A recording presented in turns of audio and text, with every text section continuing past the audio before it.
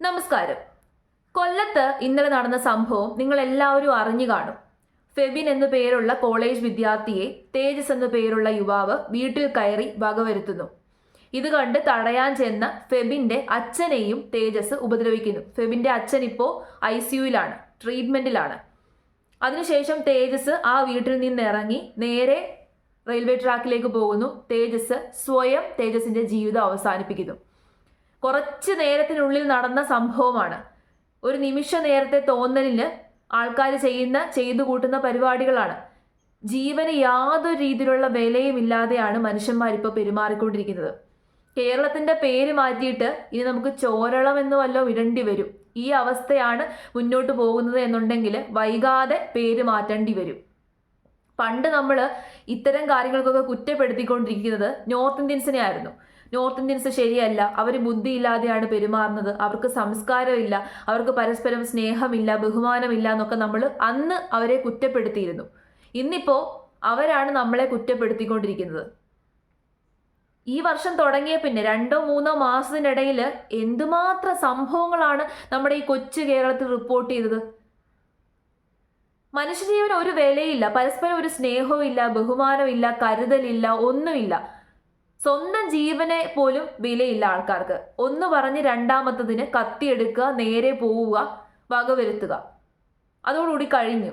സാധാരണഗതിയിൽ ആൾക്കാർക്ക് ജീവിക്കണമെന്ന് ഭയങ്കര ആഗ്രഹമായിരിക്കും, ജീവനെക്കുറിച്ച് ആലോചിച്ച് ഭയങ്കര കൺസേൺ ആയിരിക്കും. പക്ഷെ ഇപ്പം നമ്മുടെ നാട്ടിലെ ആൾക്കാർക്ക് ജീവിക്കണമെന്നും കൊതിയില്ല, ജീവിപ്പിക്കണമെന്നും കൊതിയില്ല. അങ്ങനത്തെ മൈൻഡ് സെറ്റോടുകൂടി നടക്കുന്ന ആൾക്കാരാണ്. അപ്പൊ ഏതായാലും ഈ വാർത്തയുടെ ഡീറ്റെയിൽസ് നമുക്കൊന്ന് കേട്ട് നോക്കാം. തന്നെ ഈ ഫെബിനും ഇവരുടെ വീട്ടുകാരും തമ്മിൽ പരിചയമുണ്ടായിരുന്നു. ഇരു വീട്ടുകാരും തമ്മിൽ നേരത്തെ പരിചയമുണ്ടായിരുന്നു. ഈ പെൺകുട്ടി, അതായത് ഫെബിന്റെ സഹോദരിയും ഈ തേജസും ഒരുമിച്ച് പഠിച്ചവരായിരുന്നു. ഈ PSC കോച്ചിങ്ങിനടക്കം ഒരുമിച്ച് പോയിരുന്നു. പിന്നീട് ബാങ്ക് കോച്ചിങ്ങിന് ഒരുമിച്ച് പോയിരുന്നു. ഇങ്ങനെ രണ്ടുപേരും ഒരുമിച്ച് ഉണ്ടായി. അതിൽ കല്യാണം കഴിക്കണമെന്നുള്ള ഒരു ആഗ്രഹം തേജസ് മുന്നോട്ട് വെക്കുകയും പക്ഷേ ഇതിൽ നിന്ന് ഈ ഫെബിന്റെ സഹോദരി പിൻവാങ്ങുന്ന സാഹചര്യം ഉണ്ടായി. ഇതിൽ കല്യാണം കഴിക്കാൻ പെൺകുട്ടിക്ക് താല്പര്യമില്ല എന്നറിയിച്ചു. കുടുംബവും അതിനോടൊപ്പം തന്നെ നിന്നിരുന്നു. പക്ഷേ ഇതിൽ നിന്ന് ഈ തേജസ്സിന് മാനസികമായി വലിയൊരു വിഷമമുണ്ടായി. തേജസ് അങ്ങനെ നിൽക്കുന്ന ഒരു സാഹചര്യത്തിലാണ്, മരുന്ന് കഴിക്കുന്ന സാഹചര്യത്തിലാണ് എല്ലാവരുടെയും മനസ്സിൽ ഇപ്പോൾ അങ്ങ് ഡിപ്രഷൻ അങ്ങ് ബാധിച്ചേക്കാണ്. സ്ട്രെസ്, സ്ട്രെയിന്, അതൊന്നും താങ്ങാനുള്ള കരുത്ത് ഇപ്പൊ പലർക്കും ഇല്ല. ഇമോഷണലി വീക്ക് ആയിക്കൊണ്ടിരിക്കുകയാണ്. അതെങ്ങനെയാണ്? ബന്ധങ്ങൾ തമ്മിലുള്ള വില നഷ്ടപ്പെടുകയാണ്, ബന്ധങ്ങൾ തമ്മിലുള്ള ഒരു സ്നേഹം നഷ്ടപ്പെടുകയാണ്. അങ്ങനെ നഷ്ടപ്പെട്ടതോട് കൂടിയിട്ട് ഇപ്പം ഇമോഷനെ ഹാൻഡിൽ ചെയ്യാനുള്ള കപ്പാസിറ്റിയോ സ്ട്രെങ്തോ ഒന്നും പലർക്കും ഇല്ല. പലർക്കും ചെറിയ രീതിയിലുള്ളൊരു വിഷം വരുമ്പോഴേക്കും അത് താങ്ങാൻ പറ്റുന്നില്ല. പ്രണയ നൈരാശ്യം, ഒരാൾ ഇട്ടിട്ട് പോയിട്ടുണ്ടെന്നുണ്ടെങ്കിൽ പൊക്കോട്ടെ, നമ്മളെ വേണ്ടാത്തവരെ നമുക്ക് വേണ്ട എന്ന് വിചാരിക്കുകയല്ല. ഇപ്പൊ അറിയാൻ സാധിക്കുന്നത് ഈ തേജസ് എന്ന് പറയുന്ന ഈ ഒരു യുവാവ്, അയാള് ഫെബിന്റെ സഹോദരിയെ ലക്ഷ്യമിട്ടാണ് ഈ വീട്ടിലേക്ക് വരുന്നത്. 2 കുപ്പി പെട്രോളും കയ്യിൽ കരുതിയിട്ടാണ് വീട്ടിലേക്ക് വരുന്നത്. കുറെ നാളായിട്ട് അത്തരത്തിൽ സംഭവങ്ങൾ നമ്മുടെ നാട്ടിൽ റിപ്പീറ്റ് ചെയ്യുന്നുണ്ടല്ലോ. പ്രണയത്തിൽ നിന്ന് പിന്മാറിക്കഴിഞ്ഞാൽ കാമുകിയെ വകവരുത്തുന്ന കാമുകൻ, കാമുകിയെ പെട്രോൾ ഒഴിച്ച് എന്തൊക്കെയാ സംഭവിക്കുന്നത് നമുക്ക് അറിയാമല്ലോ. അപ്പം അതേ ഇൻസിഡന്റ് ഇവിടെയും സംഭവിക്കേണ്ടതായിരുന്നു. പക്ഷേ ഫെബിന്റെ സഹോദരി അന്നേരം സ്ഥലത്തുണ്ടായിരുന്നില്ല, വീട്ടിലുണ്ടായിരുന്നില്ല. ഫെബിനായിരുന്നു വാതിൽ തുറന്നു കൊടുത്തത്. തേജസ് പർദ്ദ ഇട്ടിട്ടാണ് വന്നതെന്നാണ് പറയുന്നത്. ആളെ തിരിച്ചറിയാതിരിക്കാൻ വേണ്ടി പർദ്ദയൊക്കെ ഇട്ടിട്ടാണ് വന്നത്. കോളിംഗ് ബെൽ അടിച്ചപ്പോൾ വാതിൽ തുറന്നു കൊടുത്തത് ഫെബിനാണ്. അങ്ങനെ അവർ തമ്മിൽ വാക്കുതർക്കമായി. ആ വാക്കുതർക്കത്തിനിടയിലാണ് ഫെബിനെ തേജസ് വകവരുത്തുന്നത്. 2ാം വർഷ ബിരുദ വിദ്യാർത്ഥിയാണ് ഈ ഫെബിന്. ജീവിച്ച് തുടങ്ങിയിട്ടേ ഉള്ളൂ. ഇനി എത്ര ജീവിതം മുന്നോട്ട് കിടക്കുന്നു. അതേപോലെ തേജസിനും അധികം പ്രായമൊന്നും ആയിട്ടില്ല. ഇനി മുന്നോട്ട് ജീവിതം ഒരുപാട് കിടക്കുകയാണ്. ഒരാൾ ഇട്ടിട്ട് പോയിട്ടുണ്ടെന്നുണ്ടെങ്കിൽ പൊക്കോട്ടെ. ഇവരുടെ 2 പേരുടെയും കുടുംബം വളരെ നന്നായിട്ട് ജീവിക്കുന്ന കുടുംബങ്ങളാണ്. നല്ല അച്ഛൻ്റെയും അമ്മയുടെയും കീഴിൽ വളർന്നിട്ടുള്ള കുട്ടികളാണ് ഇവരൊക്കെ. പക്ഷെ ഇവർക്ക് പോലും ഇമോഷൻസ് ഹാൻഡിൽ ചെയ്യാനോ താങ്ങാനോ കഴിവില്ല.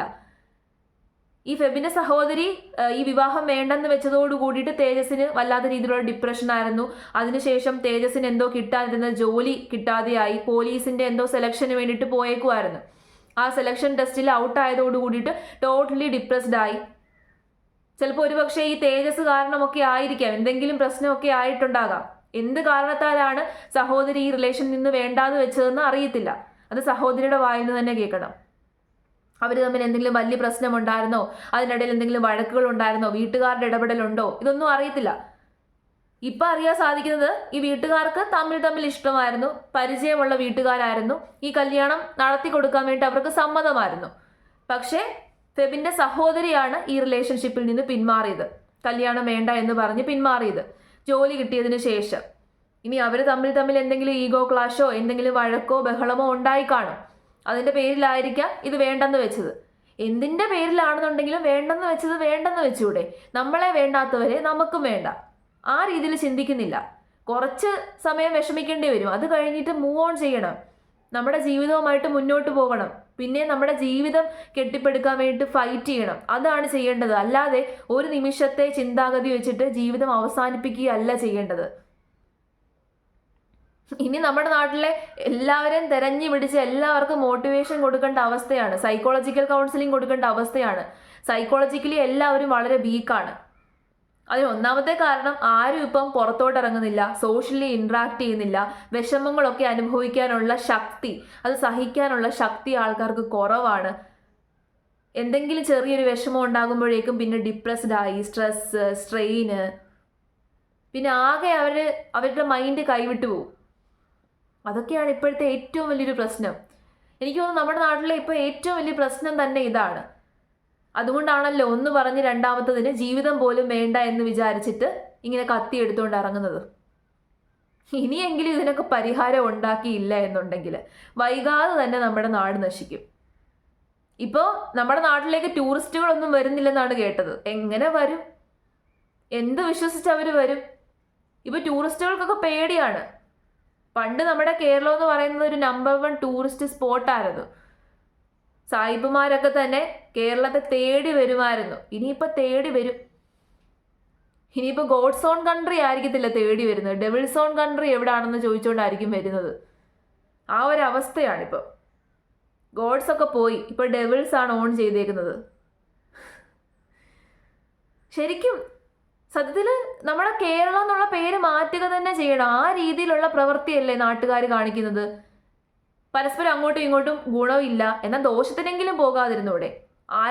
ആർക്കും ഒരു ദോഷവും ചെയ്യാതെ സ്വന്തം ജീവിതവുമായിട്ട് മുന്നോട്ട് പോവുകയല്ല, പരസ്പരം അങ്ങോട്ടും ഇങ്ങോട്ടും വഴക്കുണ്ടാക്കുക, ബഹളം ഉണ്ടാക്കുക, അങ്ങോട്ടും ഇങ്ങോട്ടും വകവരുത്തുക. സ്വന്തം ജീവിതത്തിനോട് ഒരു വിലയില്ല, അതാണ് സത്യം. ജീവിതത്തിനോടൊരു വിലയില്ല, ജീവനോടൊരു വിലയില്ല. ആകെ കിട്ടിയ വളരെ അമൂല്യമായിട്ടുള്ള സമയമാണ് നമുക്കൊക്കെ. ആ അമൂല്യമായിട്ടുള്ള സമയം എങ്ങനെയെങ്കിലും നന്നായിട്ട് ജീവിച്ച് തീർക്കുക, മനോഹരമായിട്ടുള്ള എക്സ്പീരിയൻസുകളൊക്കെ ഉണ്ടാക്കി ജീവിച്ച് തീർക്കുക എന്നല്ല പലരും വിചാരിക്കുന്നത്. പലർക്കും പക, വൈരാഗ്യം, അത് മാത്രമാണ് പലരുടെയും മനസ്സിൽ. അത് തീർക്കാനാണ് ഇപ്പോൾ പലരും ജീവിച്ചുകൊണ്ടിരിക്കുന്നത്.